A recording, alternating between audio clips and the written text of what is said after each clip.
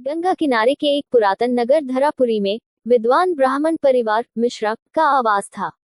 इस परिवार के मुखिया पंडित जी शहर के सबसे सम्मानित ज्ञानी पुरुष थे। उनके पास एक प्राचीन पुस्तकालय था जिसमें कई अनूठी और मूल्यवान पुस्तकें संग्रहित थीं। इन्हीं में से एक पुस्तक जीवन का रहस्य थी, जो परिवार के खजाने की तरह सबसे अधिक मानी जाती थी। यह किताब पीढ़ियों से उनके परिवार में चली आ रही थी, लेकिन इसका आखिरी पन्ना गुम था। पंडित जी के परिवार में उनके दो संतान थे, विद्वान पुत्र गोपाल और मनमौजी पुत्री सुधा।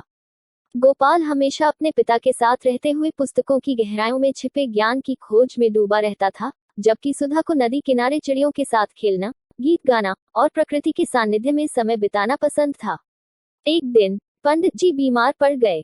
उनके अंतिम शब्दों में उन्होंने कहा, मेरे जीवन की सबसे बड़ी अधूरी इच्छा यह कि मैं जीवन का रहस्य पुस्तक का आखिरी पन्ना ढूंढ नहीं पाया।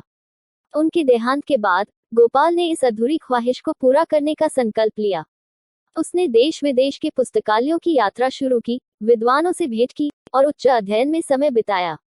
सुधा अपने भाई की यह दशा देख अपने पिता के दिए मोतियों के हार को बेच देती है और आखिरी पन्ने की खोज में उसकी मदद करती है।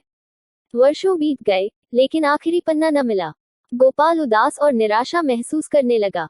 सुधा उसे ढाढ़ से बंधाती रही, लेकिन खुद को दोषी महसूस करने लगी कि शायद उसकी इच्छा के कारण ही गोपाल का सारा जीवन इस खोज में बीत गया।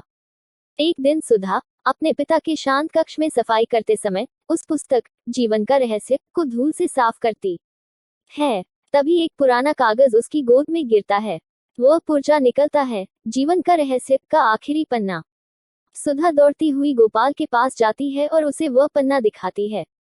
वह पन्ना पढ़ते ही गोपाल की आंखों से आंसू बहने लगते हैं, क्योंकि उसमें लिखा हुआ था, जीवन का असली रहस्य ज्ञान या धन में नहीं है, बल्कि अपनों के प्रेम और साथी के सहयोग में है।